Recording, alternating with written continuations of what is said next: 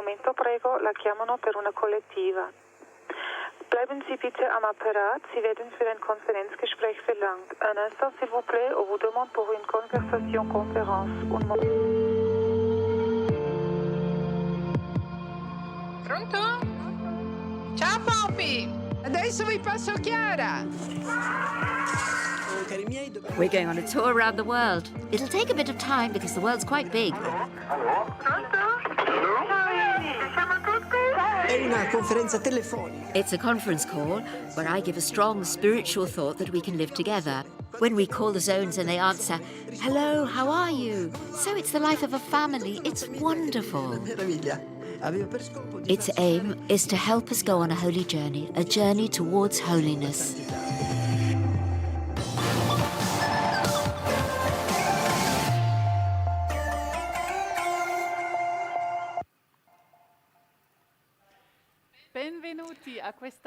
Welcome to this edition of the Worldwide Link-Up, our family appointment of the Focolare movement. My name is Andrea Fleming.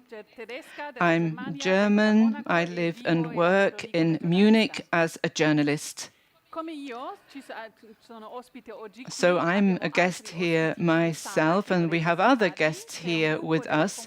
There's a group from the New Horizons community in Rome. Welcome.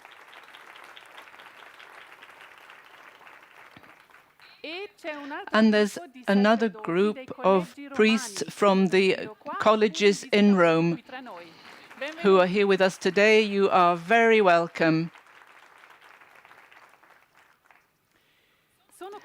So many communities of the Focolare movement around the world are also connected this time. And we want to take the opportunity to greet at least a few of them personally. So we're going to start with the community in Bangkok in Thailand.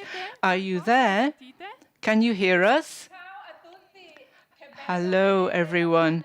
It's wonderful to see Chiara's family spread around the world.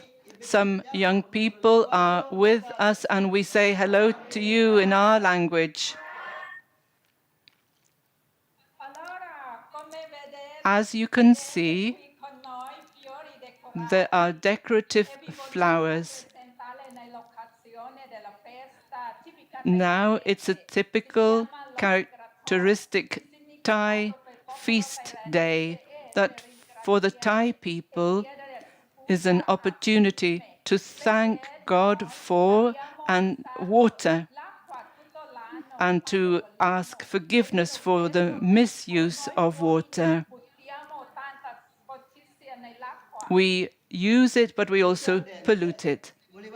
Lucia Dente wanted to come and greet you personally, but it wasn't possible because of his health, but he did want to greet you.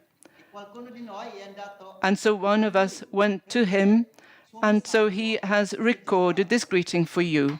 Video recording.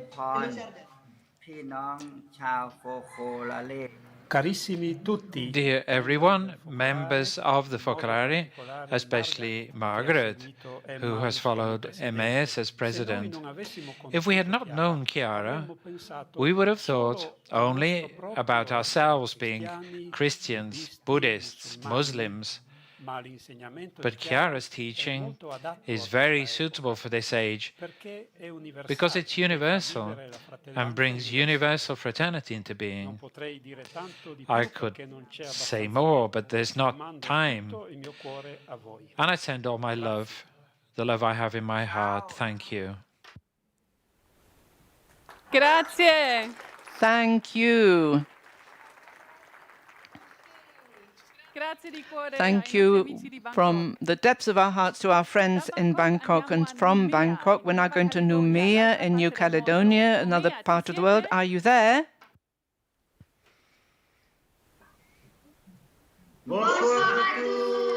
Good evening, everyone. We're the Hiafala family. We live in New Caledonia, which is part of Oceania. I'm Landry, I'm Tatiana, Jean-Baptiste, I'm Joshua, I'm Anne-Lisa. We want to greet all the Focolare communities around the world. Bye-bye. Bye-bye. One with you. Ciao Nomea. Thank you, Nomea. So we're going to continue our tour of the world, going to Africa, and we're going to our community in Ethiopia. There, are you there? Hello.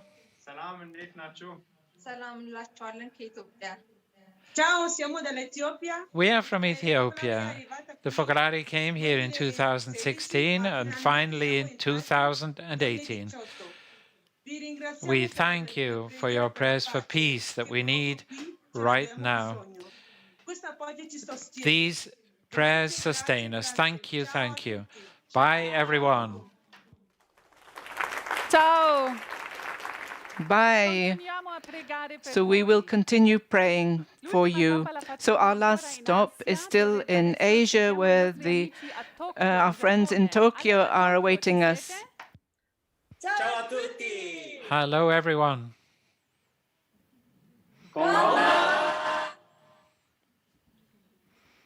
Anche noi, come tutto il mondo, like in the rest of the world, over the past 2 years, we've not been able to meet, and we've been connected online. But this has also brought good things. For example, the older people, the elderly who could no longer come to the meetings, were able to participate and meet via Zoom, which made us very happy. And also the young people who live in cities far from Tokyo, scattered all over Japan, were able to connect via these means. And this is a practice that we do not want to give up on. But we look forward to seeing each other in person, of course. So from Japan to the world, Grazie. Thank you all. It's really like having you here in the sitting room. So the reports that we've chosen this time for the link-up could be summarized by the title, On the Way to Integral Ecology, and we really aim to highlight the perspective of dialogue, solidarity and fellowship. Friends of ours from very different geographical areas have collaborated on preparing these various reports, inviting us to learn more about their local reality. We'd like to begin, however, with a short talk given by Chiara at a meeting of the Youth for a United World animators in 1989. The subject of care for creation was still very new at the time, but now it's more relevant than ever and very, very urgent.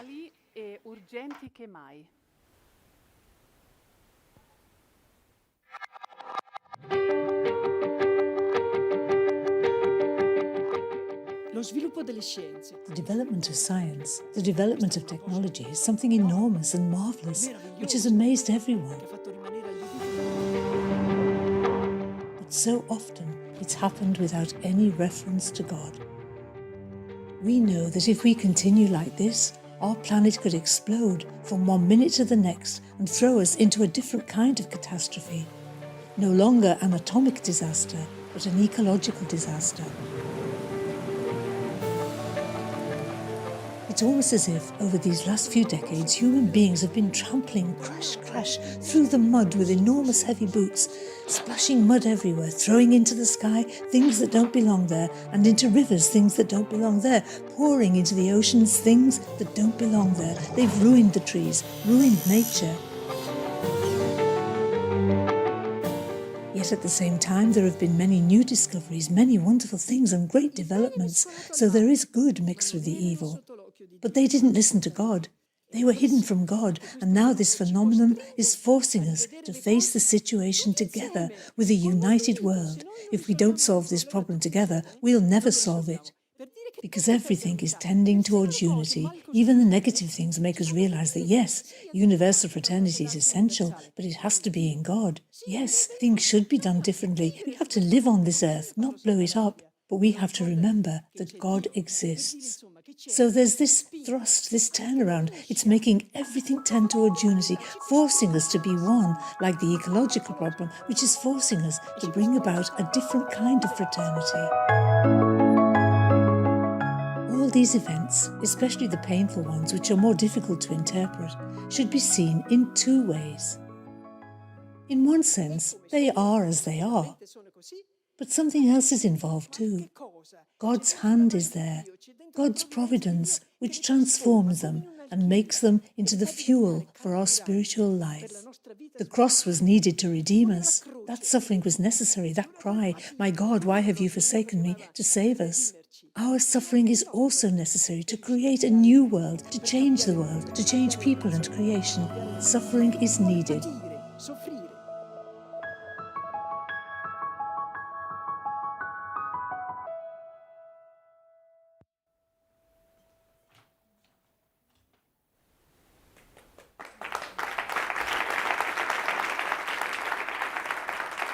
La passione di lavorare This passion that people feel, working to protect the environment, becoming active to heal the damage done to nature, seems to be the golden thread in the life of John and Julie Mundell in the USA. Clara Ramirez visited them, and here is her report.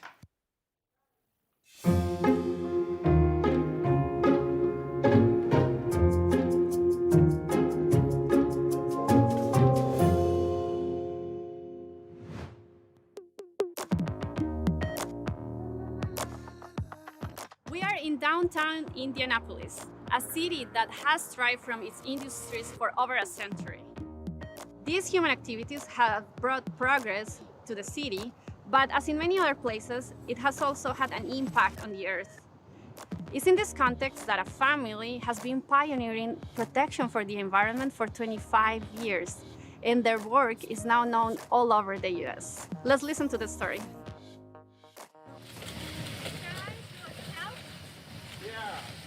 John and I met when we were in college at Purdue. We both lived not that far from West Lafayette. We met there because we were both playing music at the same church and got to know each other through that. And then I began to hear John talk about geology, and so I knew he had a real interest in the earth, and I had a big interest in nature. We did not think we would start a company. It was one of those things that just kind of gradually happened. John saw things that he would do differently at the company that he was at, and at the same time, the Focolare was talking about this opportunity to start businesses that would be for the owners, as well as for the community, as well as for the world. And I remember John saying, "I wonder who should do this. It's such a great idea." And gradually we began to think, maybe it's us, maybe it's us. Hey, Chandra, how you doing? Good. How are you today, John? Good. Can I have I was born in a small town in Indiana, and I used to go back in my backyard and dig holes in the yard looking for buried treasure, and I would bring that to my mom, and she would always be amazed. "Oh my gosh, that's beautiful." I wanted to be an archaeologist, in fact, when I was growing up, and I was inspired by this movie, Jules Verne, Journey to the Center of the Earth. Went into the interior of the earth. So it just really piqued my interest in the earth. And so when I got to college, that kind of stayed with me. And I was in engineering, but I wanted to do something also related to the earth. At the beginning of my engineering practice, I suddenly realized, wow, this is something I can really do that positively impacts, how people live. And so that's what started it. Those first projects where I was successful too. I was able to do something positive and something good came from it. The red means lots of pollution in the groundwater. Mundell & Associates is an earth and environmental consulting firm. And so we assist others, our clients, in cleaning up the earth, hazardous waste primarily through the groundwater. We have a role in cleaning up Indianapolis in this way. The company started working only in Indiana, but then they started doing projects in different parts of the US and even overseas. So far, they have done more than 1,000 projects. Well, we're at the Indianapolis Canal. It's on the north side of downtown Indianapolis. And part of our work started 20 years ago with an environmental project just north of the canal where we found contaminated groundwater. Old chemicals that were spilled by old industry. So part of our work is a cleanup project using something called air stripping and taking the chemicals out of the water and then placing them back in the canal. And now what we've got We've got very clean water now that we're very absolutely convinced is safe, that's good for people, good for wildlife, and it helps create this atmosphere around this canal that is one of beauty and safety. Really, the story of Mandel and Associates is all about revitalizing Indianapolis and taking that land and refurbishing it, making it useful again and cleaning it up so that the next generation can use the land. All right. Things are really bad, to be honest with you, and it's a serious thing that not everyone's paying attention to. And so to really find that vocation, to live out this idea of a united world, that we're all connected, that what I do does matter where I am. Part of the problem that we're trying to solve is this disconnectedness. And so this striving for unity and building bridges between cultures and people who don't have and people who do have is, in my view, the solution to the whole thing. All that mattered all along, all we have that carries on is how we love. I would say making these choices added a richness and a fullness to our lives. And there's things that you give up in order to dedicate your life to this kind of thing, and we don't have regrets. We see where we could have done this, we could have done that, but you make choices and you find that there's good in all of them, but we really feel good about the way we've lived and continue to live. It's not over, this life.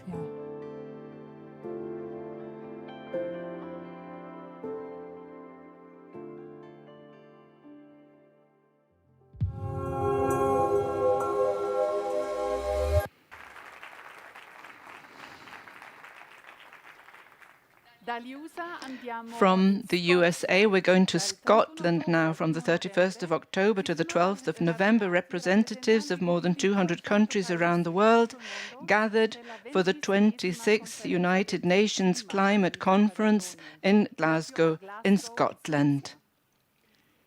So this upcoming report was prepared by our friends in Scotland, and it presents the initiative of a group that has perhaps been quite far under the radar. So special thanks go to Anita Martinez and Lorenzo Russo, and to Tim Friery in London, and to Lorenzo Giovanetti for the filming.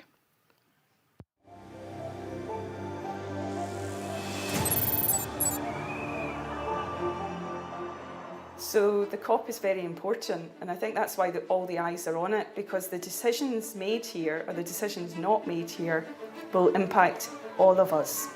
They'll impact everybody on the planet. I think we are on the cusp of a very great change. And the very great change is that instead of waiting for the governments to give the lead, it is civil society.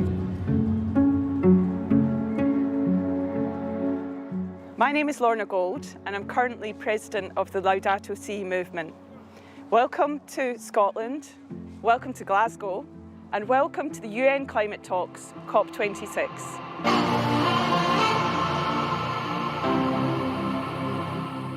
My name is Martin Palmer, as you may be able to detect from the accent. I'm English.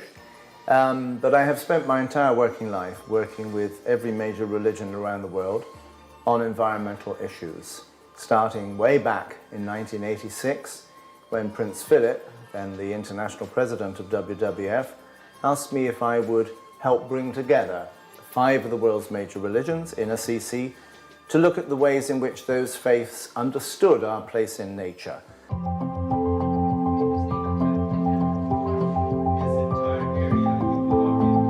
The problem is the fact that the different countries who are negotiating aren't actually stepping up as much as they need to, and making positions, making policies that will really deliver for a safe future for all our young people, for the planet, for everybody.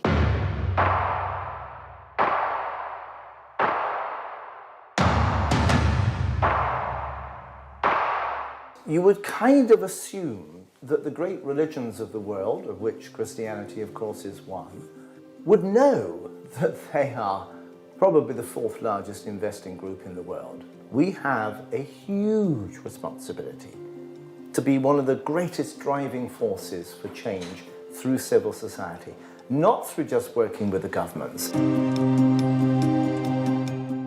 During the COP26 conference, on the fringe of the official proceedings, the religious leaders present took part in various events, providing opportunities to get to know each other and to dialogue. One of these events took place at a mosque, and one was hosted by the Focolare movement. We had a fantastic evening in a mosque in quite a poor part of Glasgow, and that mosque has been leading work on climate justice with local communities, local women, for many years. Tonight is about bringing all those contacts, all those friendships, relationships that I've built over many years, to discuss and to have a deep dialogue, and also to offer a space where people can really connect with the local community here and experience the atmosphere of unity in a very informal way. I truly believe that this moment we're living through, it's a crisis, but it can also be a kairos. A kairos, as Pope Francis says in Let Us Dream, is an opportunity, an opportune moment to rethink, to convert ourselves, to undergo that deep ecological conversion, and to start moving in a different direction.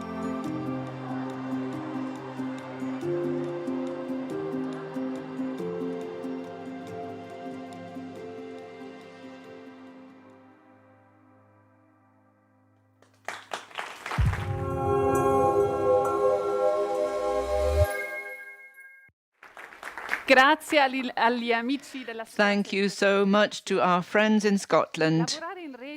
So, working in a network together with journalists from all over the world, putting oneself at the service of local society, of political and religious leaders, and of all those who want to collaborate for the common good. This is the idea behind the Global New City project that is going to be told us by Javier Garcia and Carlos Mana.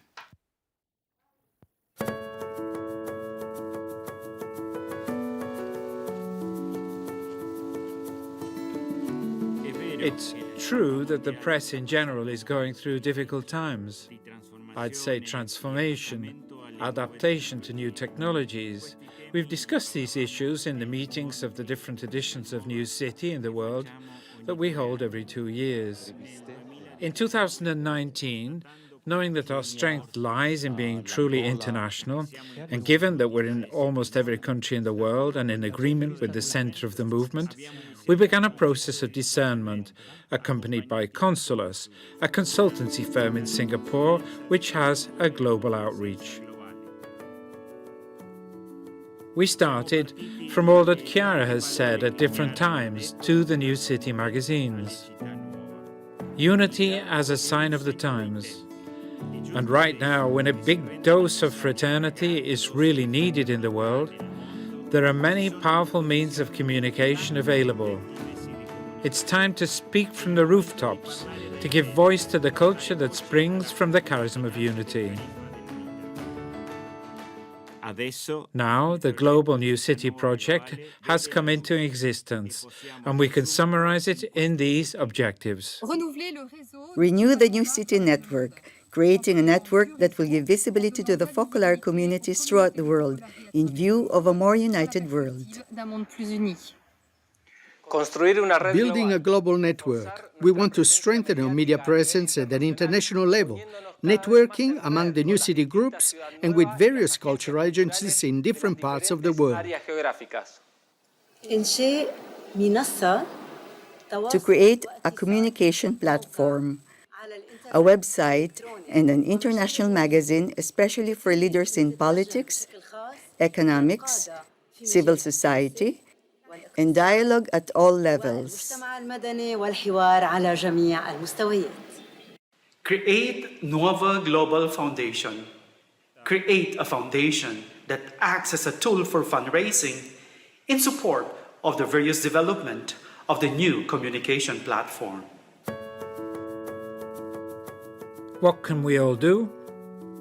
Find out more about New City in our own area and keep up a constant dialogue with the editorial staff, helping them to improve and to spread the magazine.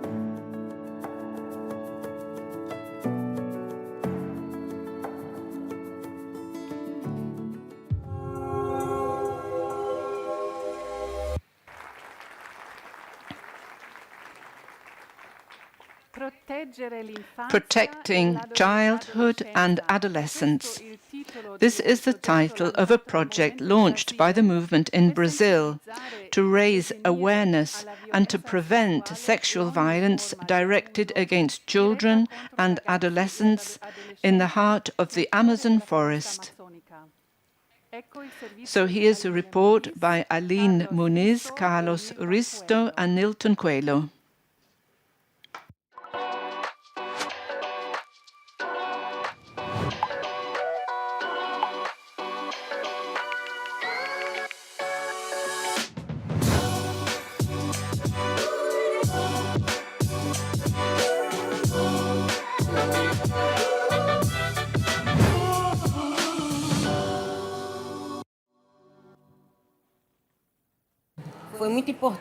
It was really important to find out more about bullying and harassment.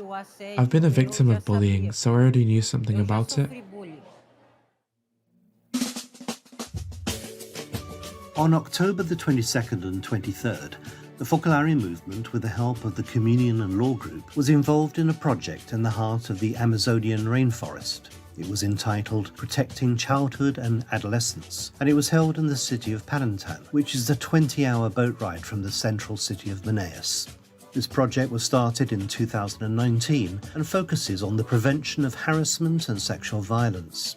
It's supported by the Diocese of Parantan, the local council, and by the state government. They say that if you've been bullied, you should tell someone, but it's not that easy. If you've been bullied, you don't really have the courage to talk about it, because that might make it worse. You prefer to keep it to yourself.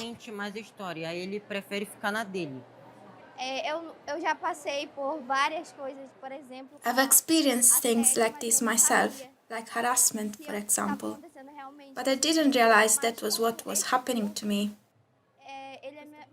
This group has really helped me to see how to tackle it and how to get out of this situation.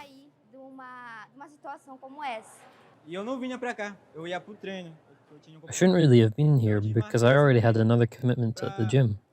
But I cancelled that so I could come here. It's been really important for me because I never knew all these things about harassment and all that. Or rather, I knew what it was, but I didn't know there were laws about it. 120 boys and girls between the ages of 11 and 17 took part in this workshop on the prevention of bullying, harassment and sexual exploitation. They also reflected on the art of loving. Other activities were offered for parents and teachers. I have certainly learnt more about how I should relate to my children, talk to them, be in dialogue with them, and notice things, behave in such a way that they feel closer to me than to other people, that they feel as if they're my friends.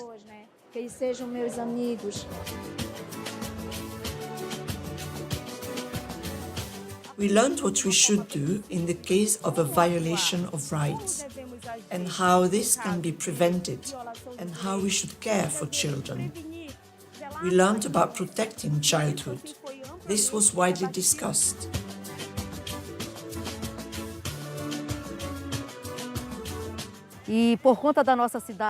Our city here, at the heart of the Amazonian forest, has a very challenging geography. So we were really pleased when we heard that this project would be taking place here.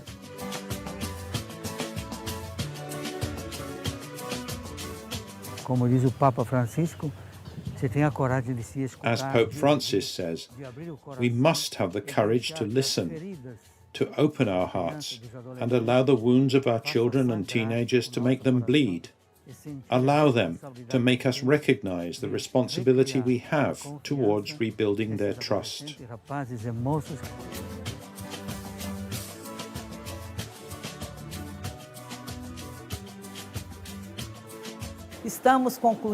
We've been really pleased by this project because we feel we've done all our part. It's a very small part, of course, but this is just the beginning of many journeys we will be making all over the Amazon.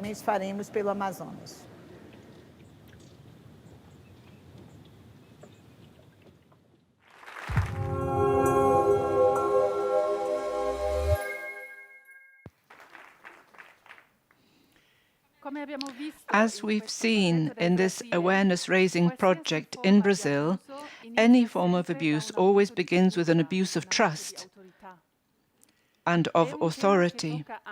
It's a subject that touches many church realities, and in particular the reality of movements of a charismatic origin like ours. 2 days ago, we did an interview about it with Father Matteo Visioli, who is the Undersecretary at the Congregation for the Doctrine of the Faith. So here is a summary of the interview, thanks now also to Kim Rowley and Javier Garcia. Father Visioli, thank you so much for the opportunity to ask you a few questions. We are in a difficult situation for the Church as a whole, but also for the movements and new communities, because there have been cases of sexual abuse and abuse of power too. In the case of the movements, we're also in a delicate phase. They're also in a delicate phase, and I would say of transition between a period of foundation with founders and foundresses who were also powerful and charismatic people, moving into a post-foundation phase where many of the founders are either have died or have handed over responsibility to the next generation. What do you think is the challenge for those who have responsibility, both in the Church, but also people who've taken over after these periods of foundation? I'd like to distinguish between the charism of the founder and the charism of foundation. It's not a play on words. A charism is a gift, it's a gift of the Spirit, and it's a gift given to a person, to a reality. But clearly, as the Gospel teaches us, never to be kept to oneself, but always to be shared. And the founder undoubtedly has his or her own charism, but the foundation, which is born from the intuition, from the prophecy of the founder, has its own charism. Many abuses arise from the confusion between these two charisms, which, although similar, must be considered separately. Because when the founder ends his or her service, their personal charism also ends. What remains? What remains is the charism of the foundation, entrusted to all those who belong to a particular association or movement, and indeed entrusted to the whole Church. A charism of a movement is not the prerogative of the movement alone, but of the whole Church. And this, for me, is a way to avoid the risks of abuse, of self-reference, of lack of freedom, which are very common risks. They should not frighten us as if they can only happen to us. They are temptations of today. Looking at the recent past, both in the Church as a whole, but also in its charismatic expressions, we are discovering faults, shortcomings, sometimes even crimes that have brought to light deep wounds, sometimes even destroyed entire lives. The Church, on its part, was founded by Jesus with a gospel message of freedom, one that brings salvation. And despite those who betray it, the Church is tasked with communicating a message of light and of hope. The movements and new communities, too, have received a gift. They've received a charism. How can we remain faithful to the plan of Jesus while being aware that we are clay vessels, that we are fragile containers? containers of a precious treasure, though. Thank you for this question. I often think of the words of a great sage who said, "Evil can pluck all the flowers from the garden of the church, but it will never be able to stop the springtime." These words give me a lot of confidence, a lot of courage to say that it's true that today we're witnessing dramatic, perhaps unbelievable situations which give great scandal. And this leads us to say it was better in the past, it was better when all these things didn't happen. But this is a wrong conclusion. What's the best time in the story of the Church in which I would like to live? In the end, I conclude that the best time in the story of the Church is the one we're living now, because it's the time in which the Lord has asked us to be His disciples and to live as His witnesses. In the past, all these scandals were present, but there was no knowledge about them. Perhaps now that we're more aware of what's happening in a more lucid and realistic way, we can call evil by name and enter into the difficulties of the present time without fleeing, without being tempted to run away, or taking refuge in certain niche spiritualities. And this I would like to be clear to everyone, to look at evil with realism, calling it by name, knowing how to define it. It's a step ahead, not a step back. It's a scandal, but it's a scandal that it's a prelude to a step ahead and a healing. Now, thinking about all the charisms in the Church, the religious orders too, we know that many of them have also lived through difficult times, times of trial, or even where human shortcomings, that is, human faults and failings, have emerged. Looking now, comparing the long-established charisms and the new charisms, what have we to learn? I believe that a good approach is to consider a charism, and the Pope reminded the Focolare movement about this last February, to regard a charism not as a museum piece, but as a living reality. The great challenge today is to make the charism live and evolve without this giving us the feeling of having betrayed it. Because at the end of the day, when we allow the charism to evolve, there's always a part of us, or perhaps even outside of us, that says to us, "You're a traitor, you're the person who founded meant this, had this direction, had this ideal, and today you're choosing other paths." So I believe that the movements, the longest time established religious institutes that have been able to update their charism to the present day, adapting it to our times, to the challenges that the world presents, are a great stimulus for us too, to be able to update our charisms. But never alone. Never alone. That's the strength of being a movement, the strength of being an association, the strength of being church, is this: we are never alone. The updating of a charism is in its development, its growth, never happens through the intuition of one person alone. Intuition does lead to foundation, yes, but development and growth always takes place in a shared reality, even accepting that somebody may say to us, "You've betrayed the original charism." It could also be a stimulus for a verification and examination of conscience. Best wishes.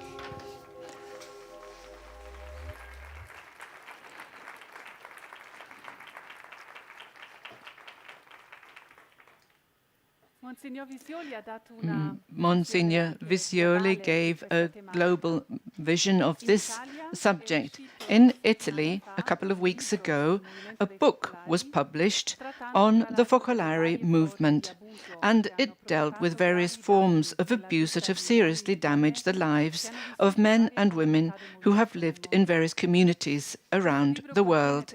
It contains testimonies that challenge, above all, those who hold roles of responsibility in the movement.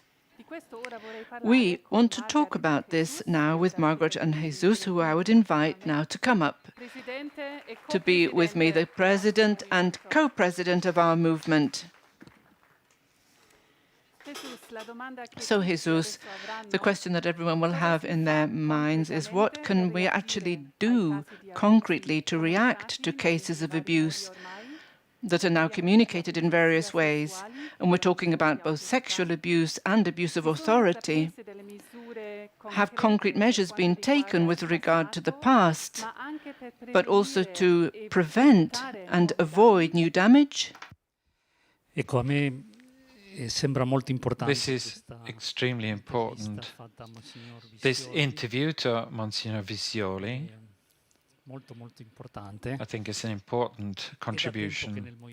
For some time in the movement, we have been living a process called creative fidelity. And the Pope confirmed that when he went to Lopiano, and recently when he received our assembly in February 2021, he spoke about a dynamic fidelity, a faithfulness, a dynamic faithfulness. We know that it regards this process, which we call making present the charism, actualization of the charism. We have to listen deeply to the questions the world is posing, the cry of pain of Jesus forsaken in the world. Second, we need to go deeper into the roots of the charism,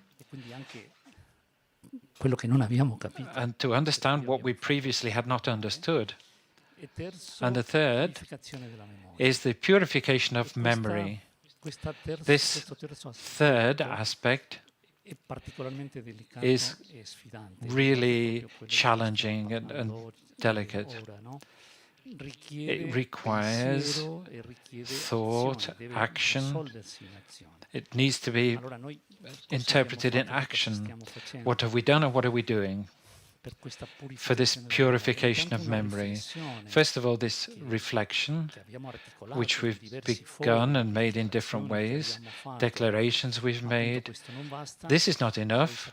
You know that for some time we have a commission for well-being and care, which has been developed from inputs made at the Assembly.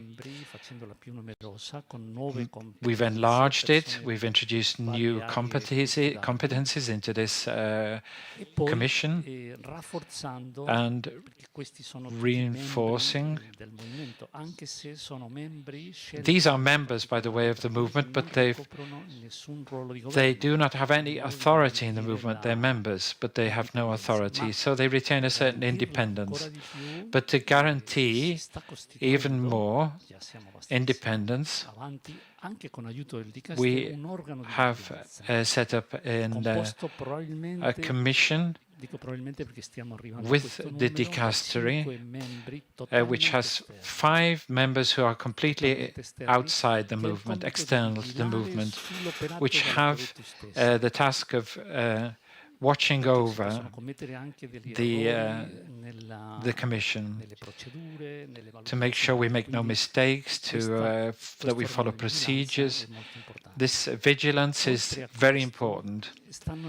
And besides this, there are listening places in many parts of the world, spaces, with the help of people outside the movement, to enable all of those who've suffered, all of those who've had some unpleasant experience, to be able to bring them out, to talk about them.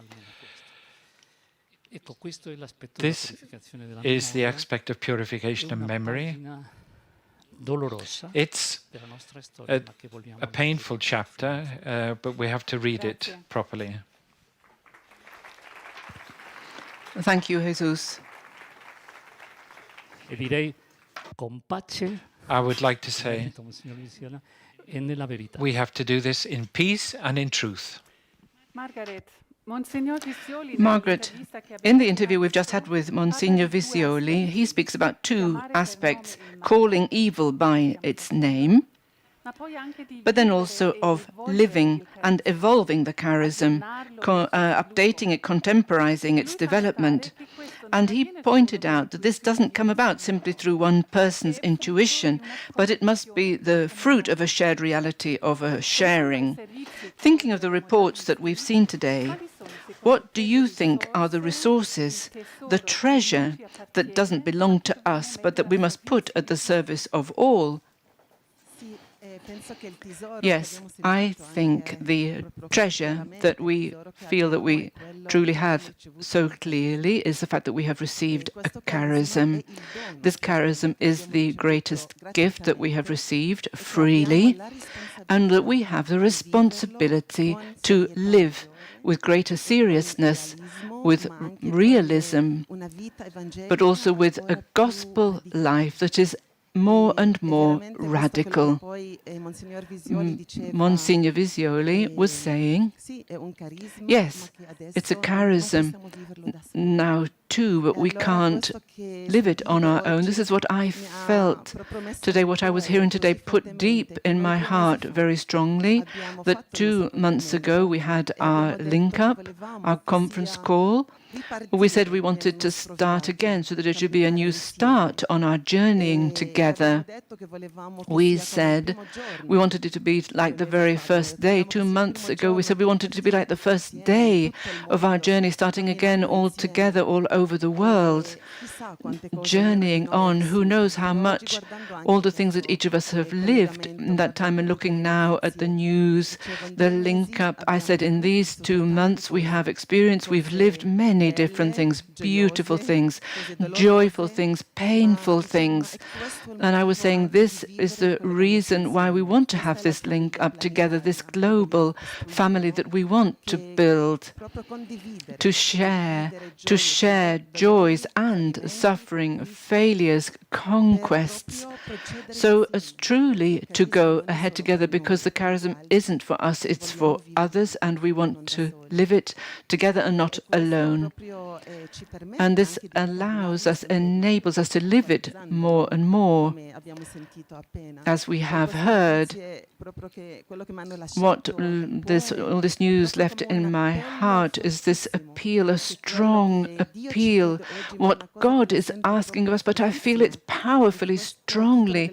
There's this, he's asking of this link-up title, Integral Ecology. We've heard beautiful experiences in these reports today that have put into focus once more that we need this word care for creation, but above all, care for people.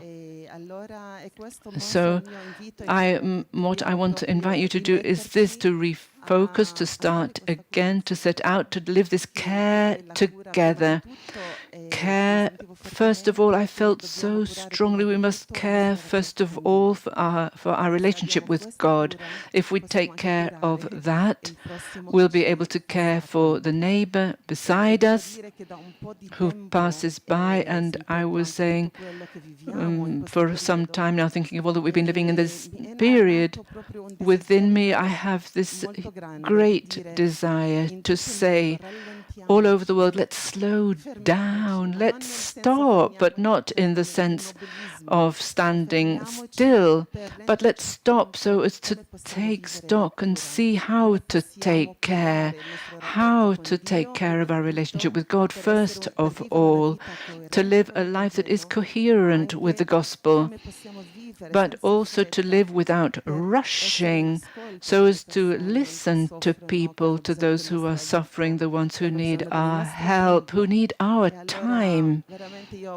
So I'd really like this invitation to reach everyone, that we can truly say, let's sink down into the present to live this care truly well and together with everyone all over the world. Because if we don't do this, we'll keep on running,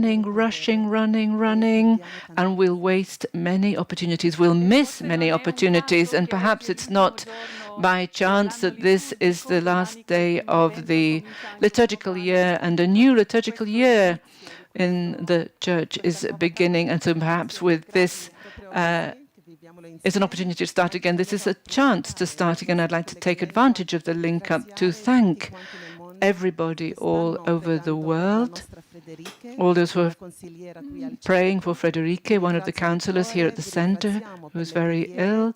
Thank you for your prayers. Certainly, it's not only she who is giving her life for us at the moment, but many, many others all over the world who are suffering for many different reasons, illnesses and so on. We feel that they are with us, that they build up the movement. This carries with us this beautiful gift of God. So we thank everyone. Let's go ahead together, and a good Advent to everybody. Thank you so much.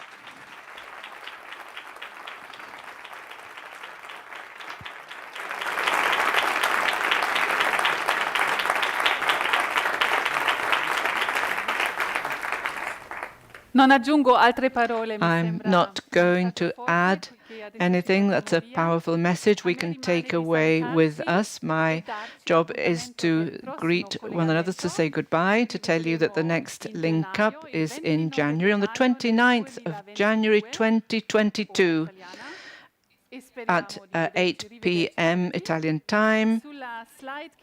And on the slide, you can see how you can watch the whole link up or choose the individual reports. So bye for now, and have a good Advent.